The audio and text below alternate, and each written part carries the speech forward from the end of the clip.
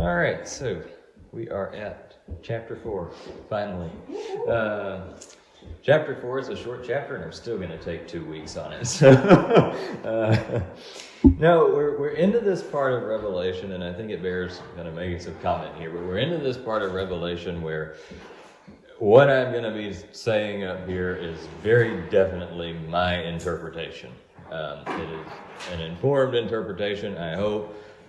It's an interpretation that tries to take into account the rest of the Bible, but there are symbols and images and numbers and all that kind of stuff that are fixing to start hitting us that we're not entirely sure about. And so we're going to even get some of that this morning. So I just want to say that kind of up front.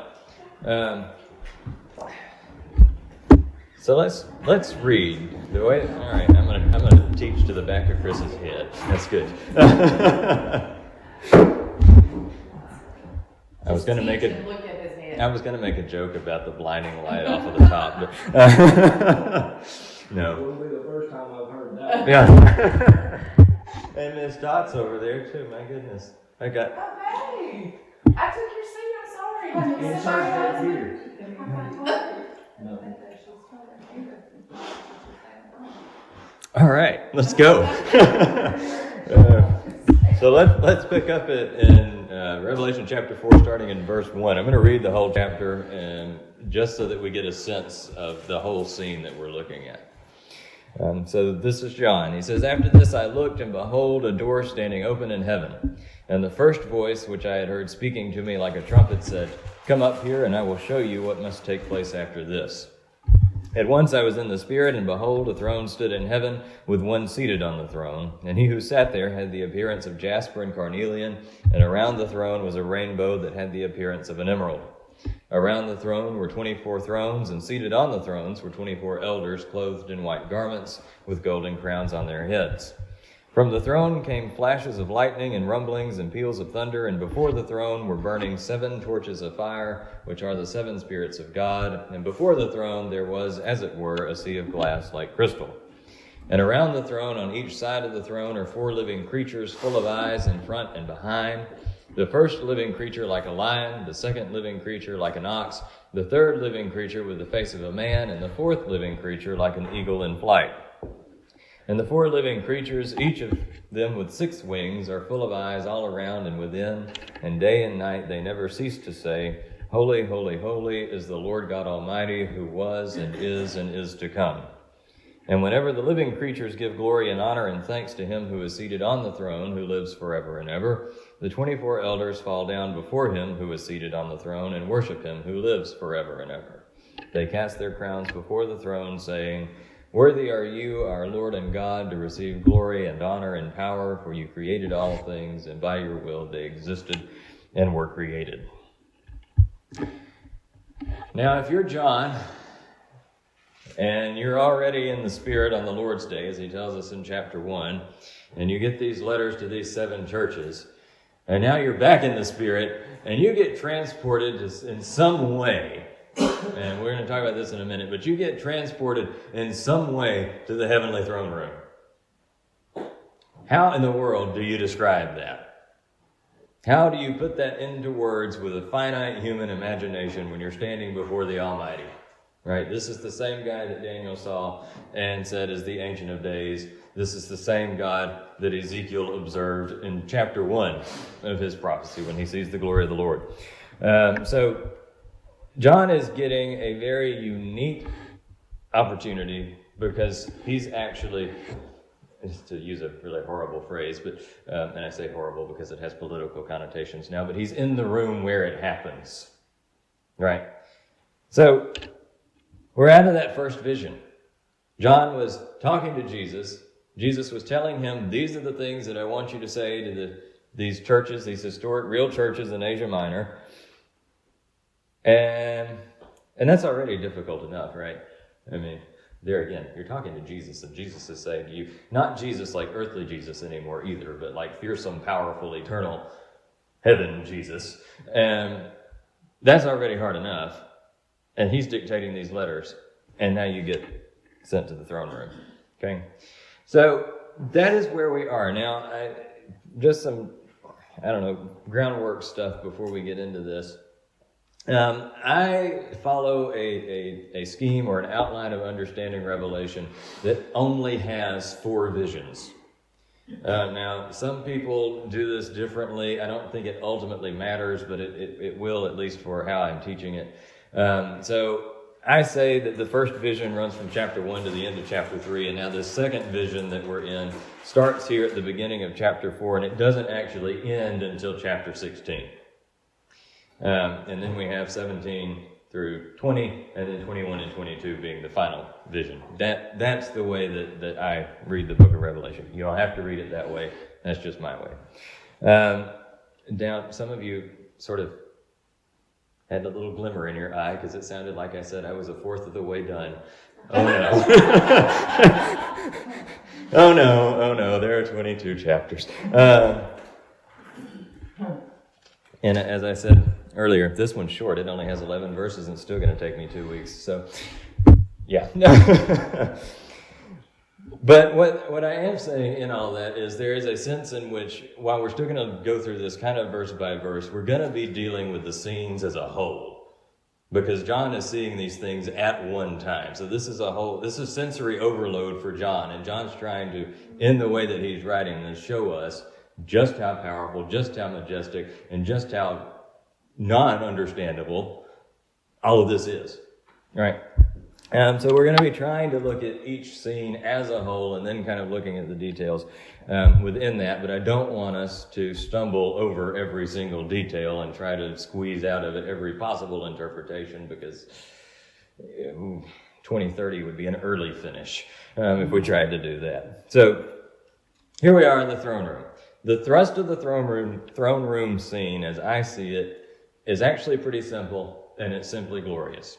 We've just gotten these 7 letters to these churches that say, essentially, collectively, persecution is coming. You're going to have to deal with this persecution. These are the things that are standing in the way of you being who I called you to be, and you've got to fix that so that you're able to withstand the persecution that's coming. And now we come to the throne room, and we have this glorious description of the Father sitting on the throne in the center, which tells us that however terrible the conflict that takes place on earth between the church and the demonic powers that are embodied in the apostate civilization, whether that be Rome, whether that be Babylon, whether that be, as some people might interpret it, the United States, whether it be, as some people might interpret it, the European Union or the United Nations, or any number of ways that this has been interpreted, but whoever those demonic forces are influencing and are using to come against the church, we can be comforted by the ultimate and eternal fact that God is enthroned and he's ruling in his universe, right? So as we come to verse 1 then, we go with John to the heavenly throne room. Or do we? Because there is a question of whether he's in there or whether he's sort of standing in the threshold of a doorway. And there's a good argument to be made either way. I kind of think he's in there, personally, just because of the level of detail that he gives us. Again, that's one of those things, I don't really know how much it matters, except to say that whatever John was given, whatever privilege he was given to be able to either look through the door or walk through the door, but either way, he is having an experience with God unlike anybody has ever had, even the Old Testament prophets who have seen the glory of the Lord. I mean, this is not Daniel. This is more than Daniel. This is not Ezekiel. This is not any of those guys. John's having a unique experience here. So that same voice who spoke to him in chapter 1, verse 10, the first voice as he calls him here, the one that said to him, write what I'm about to say to you to these 7 churches, now invites him to the door of heaven with the express purpose that he will show you what must take place after this.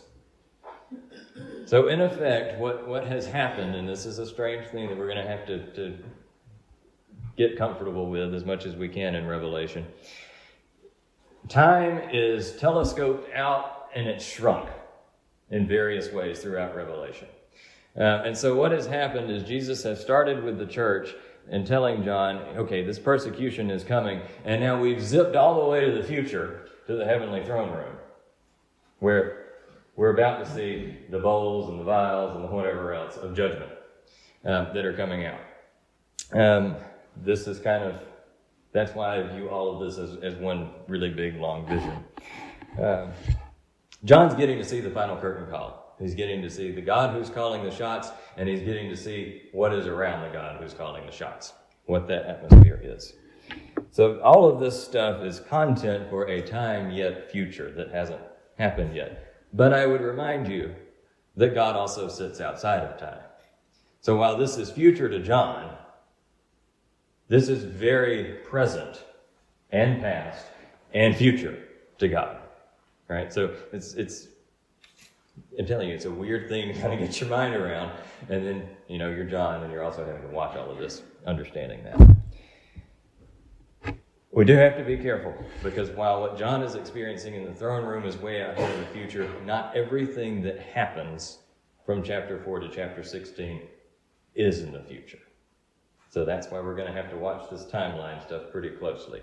I don't have a PowerPoint today, but I can imagine that we'll be kind of doing some visuals on how this stuff is fitting in. So here we go. First question I had as I was looking at this: why heaven?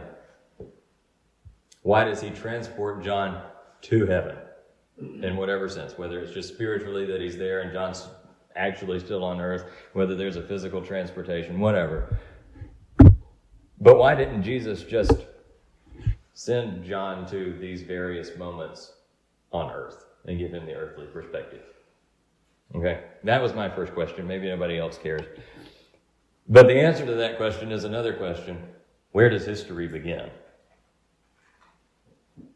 History and events on earth have their origin in heaven. Right? God is sovereign over time. God is sovereign over all of human affairs. Everything that is happening. I've told you all this kind of leading up to knowing I was going to teach Revelation. And here it is. This is not plan B. Nothing that happens catches God by surprise. This is how he intended it to be, and that is hard for us to understand. So are you saying he took him back to the beginning? Or what we would consider? Yeah. He took him back to the beginning. He took him to the future. I mean, John is in that weird position of, he's with I am. I mean, however you want to deal with that. But when God speaks to Moses out of the burning bush and says, I am that I am, that is also Jesus saying, the one who is, the one who was, and the one who is to come. That is what we've just seen here. Hallelujah. If only that had been a light organ going on in the background. No. But it's also what we're seeing here. It's okay. Trust me, I hear some really weird stuff while I'm trying to teach technical writing. Like TikTok videos will start playing, and I'm like, okay, nobody's paying attention, that's fine. No. You can't repeat that in here. I don't want to repeat it in there. Most of it.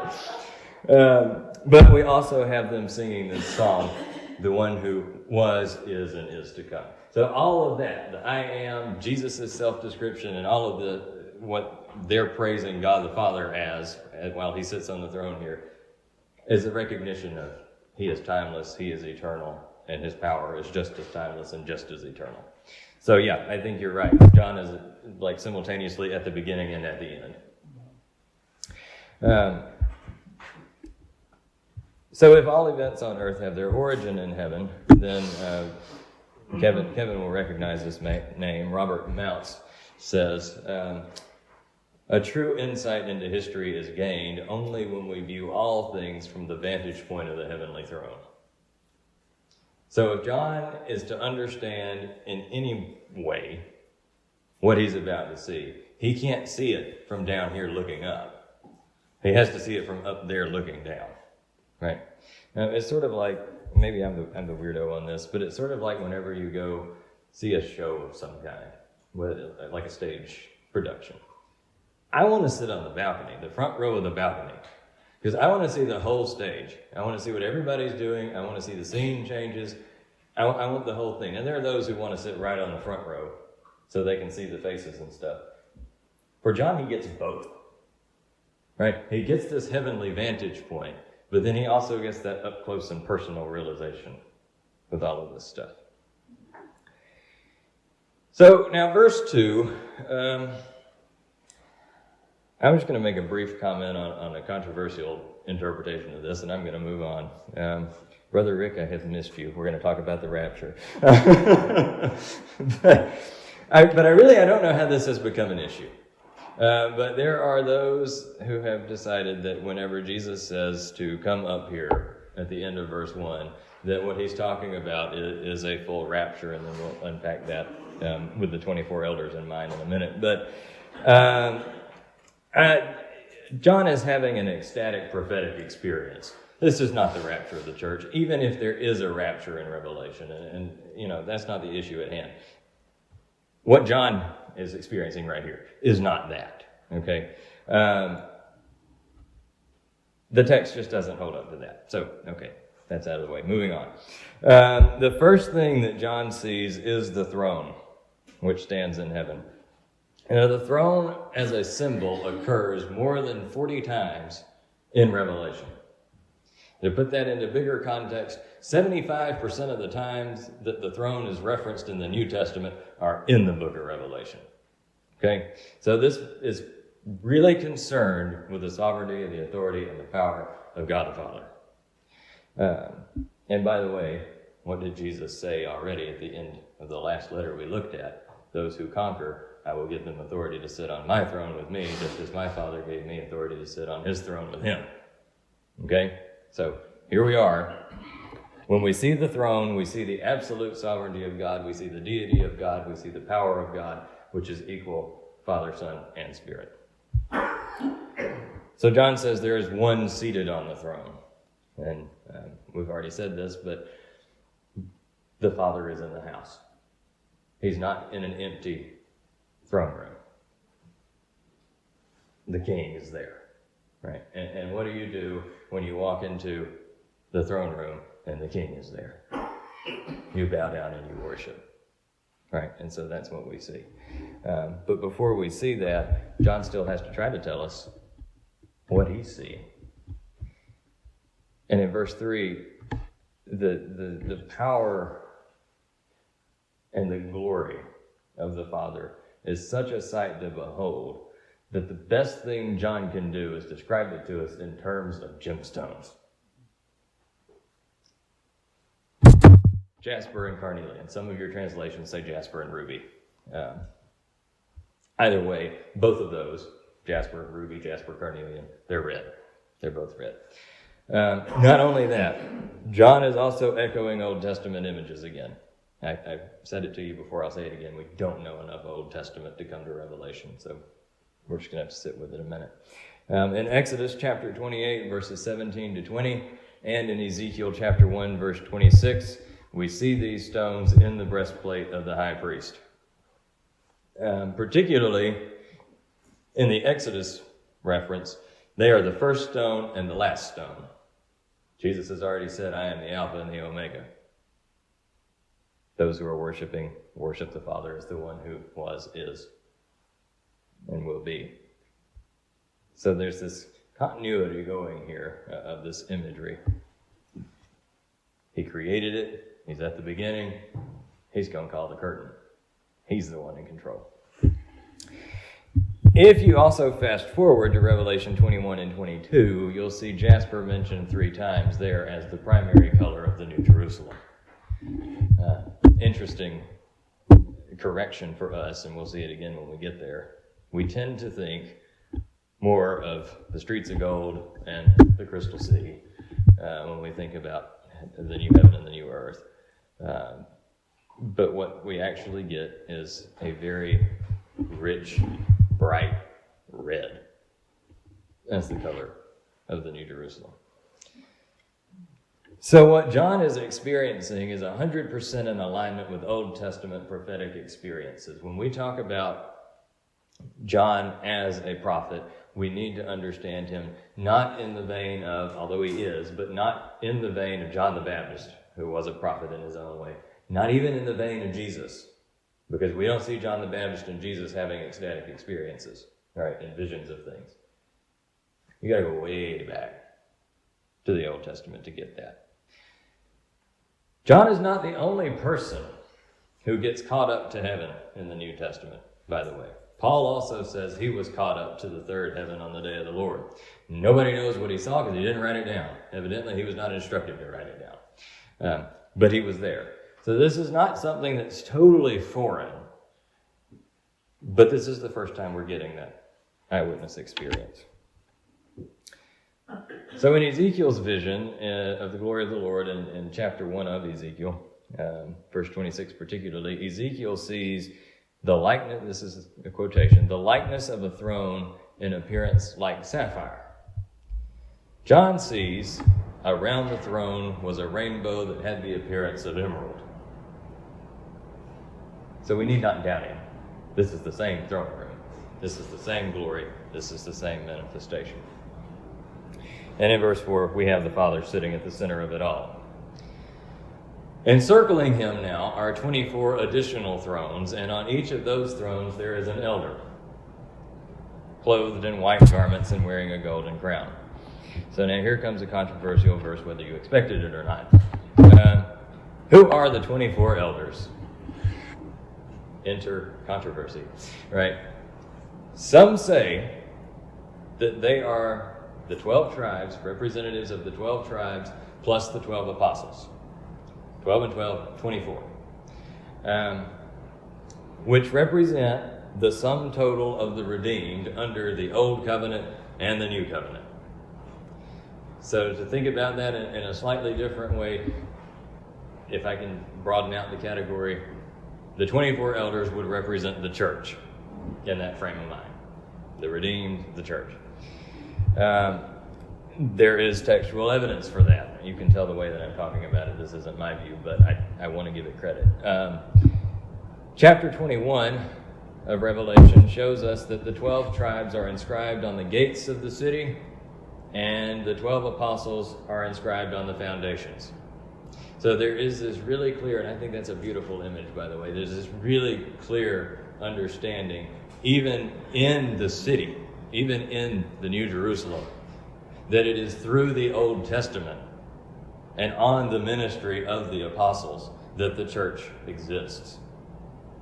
You don't get there without them both. That's why these people who say that you don't need the Old Testament anymore, I don't know how you can figure that.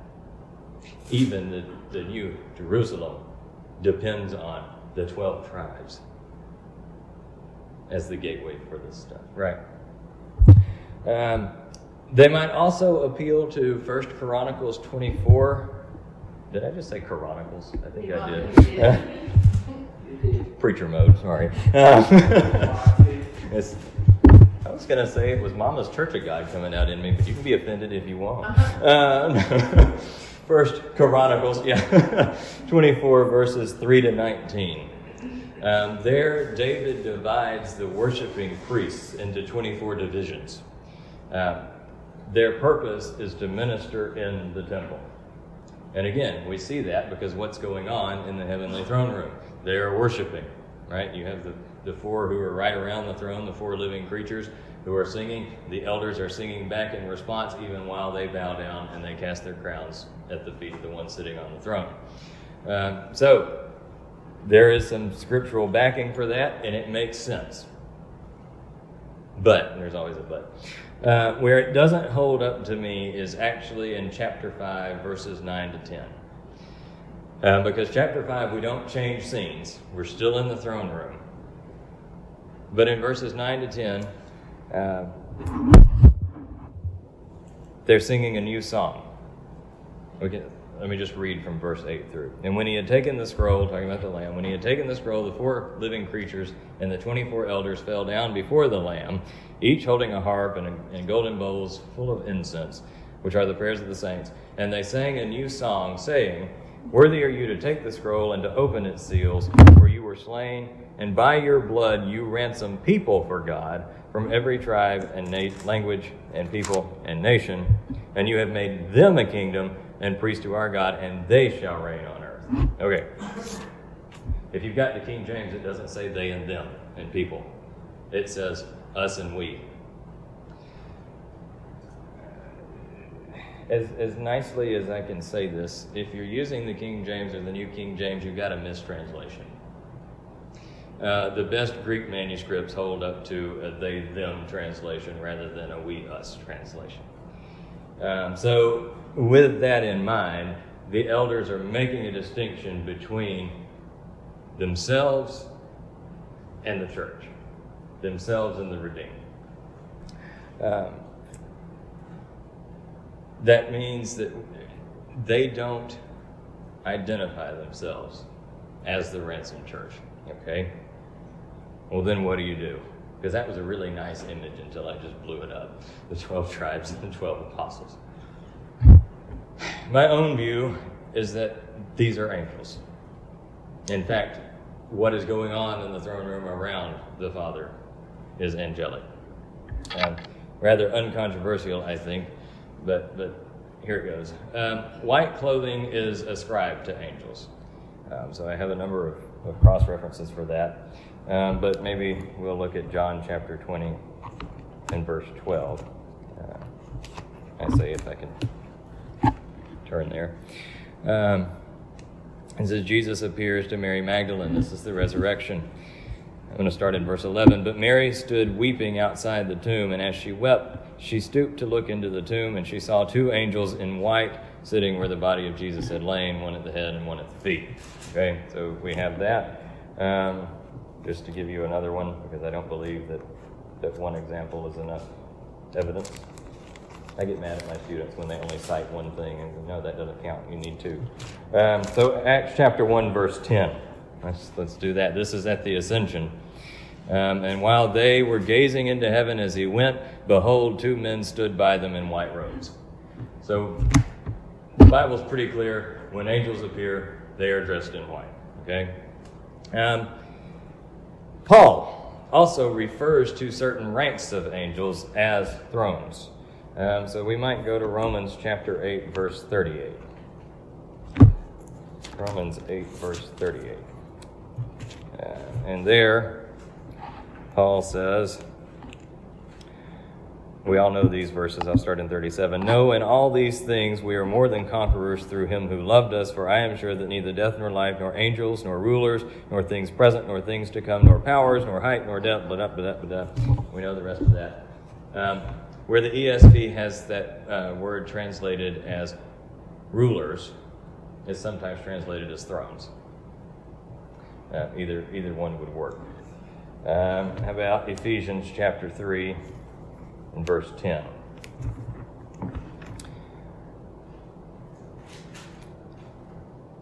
That is one of those long sentences. I'll just start at verse 10. So that through the church the manifold wisdom of God might now be made known to the rulers and authorities in the heavenly places. Again, rulers, thrones, and authorities in the heavenly places.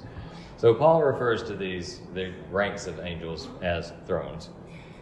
And then in the Old Testament, and if y'all will remember back 2 Christmases ago when I did that little short series on angels, we talked about this a good deal. In the Old Testament, God is sometimes pictured with a council of heavenly beings. So Psalm 89, verse 7.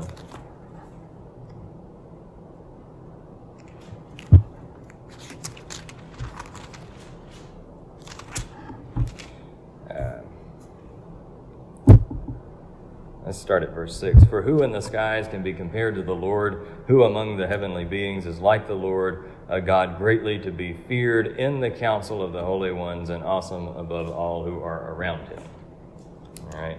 Okay, I have a question to ask on this. If Okay. you say these are angels on the thrones, I can follow that. But it also says they have crowns of gold that they throw at his feet. Why would an angel be given a victory crown of gold to throw at them? The angels don't need the crowns. But they are recognized as rulers in some sense. So it may not be a victory crown, it may be a crown of authority. And they're casting their authority at his feet. Okay. Because the victor crown image would be a laurel wreath, Right. not a golden crown. Okay. Well, that's what, when I was studying, that's what I came up with, was the victory crown. Mm-hmm. But I had the notes in here, I didn't like where I went, but I did a lot of research too. Right. Through Google when I was studying. And just for my home, Right. my mind, how my mind works. I wouldn't give an angel the crown of authority, or a victory crown. That would be something that God would give to those who overcome, who, Right. like the tribes of Israel, like the apostles, like John, Right. just in my mind. Right. Yeah. I mean, and that's perfectly reasonable. There, also, when I was doing my studies of White Road, I came up with the fact that it was the White Road of immolation, a garment of priesthood. Right. Now, I don't know that it, but to me, that could be, as you said, 24 priests that was lined out in David. So I won't argue with you on the priesthood, except to say that what we have going on in this throne room is akin to temple worship. It's like temple worship. Again, yeah, sorry. And so if we're thinking about it in a priestly sense, then certainly they're sort of leading the worship and responding to the worship. I mean, I would venture to say this place is far more holy than the Holy of Holies. So who's let in? Just the priests and the pure priests, right? But I don't think that necessarily undoes the fact that it could be angels functioning that way. I don't know. I'm just throwing out. Yeah, no, I appreciate it. Yeah. We all have our opinions. Sure. And, I've listened to a lot of individuals that bring out certain things. Right. And this was just this is what I chose to believe. Yeah, well, and good. But I can see your point. Yeah. And that's why I just want to throw out there. So if I'm running a rabbit the wrong way, that ain't the rabbit I've been chasing in the first place. We like rabbits. I do. I love rabbits. We're good at the rabbit hunt back here. Especially in gravy. Oh, yeah, invite me. Let's look at first, if I can find 1 Kings. That'll be the real trick. What is 1 I'm so glad I can throw something out. What verse Just know where to go. 1 Kings 22, verse 19. Well, this doesn't help you with the crowns, I don't think. Sorry. This is more counsel of heavenly beings. So this is Micaiah's prophecy against Ahab. So in verse 9, I'll start in verse 18. And the king of Israel said to Jehoshaphat, did I not tell you that he would not prophesy good concerning me, but evil?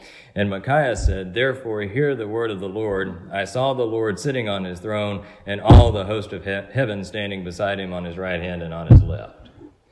So there is that sense in which God is constantly surrounded by the host of heavenly beings, and there is the sense in which authority on earth, and I wish I could remember where that verse is, because that would probably do more for your question.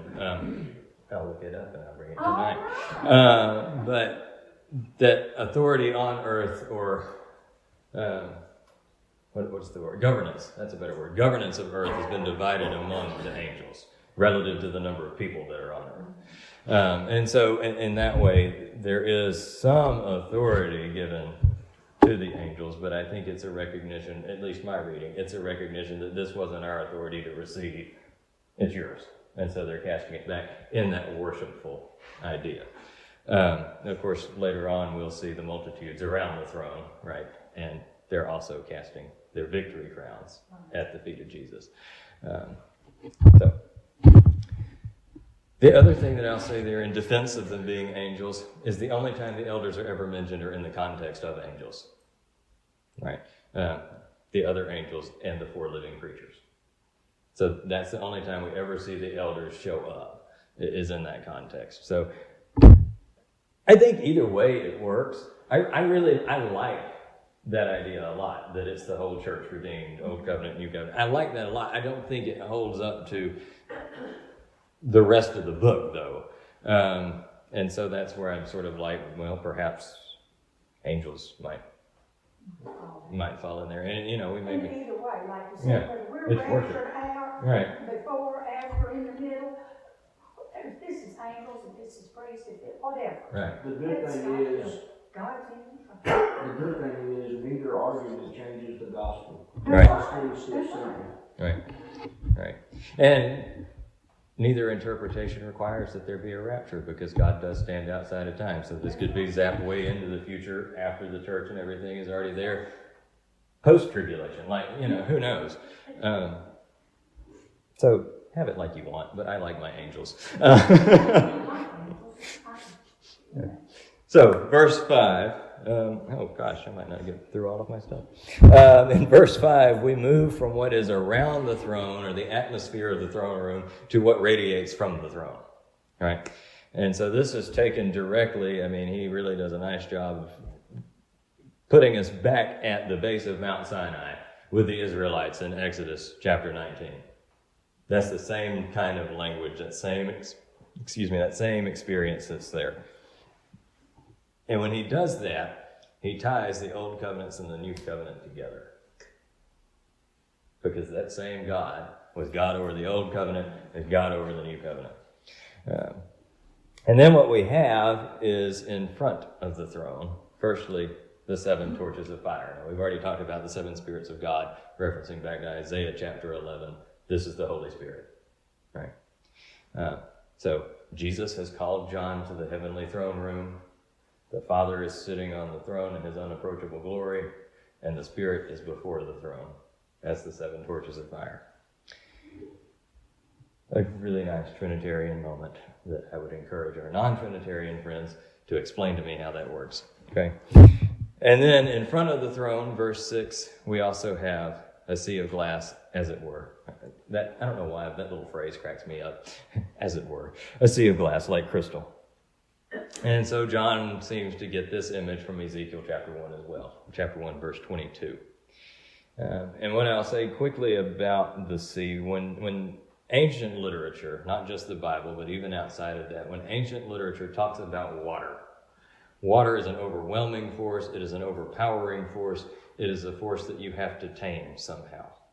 Okay? So I want us to go all the way back to Genesis for just a minute. Genesis chapter 1, verse 2.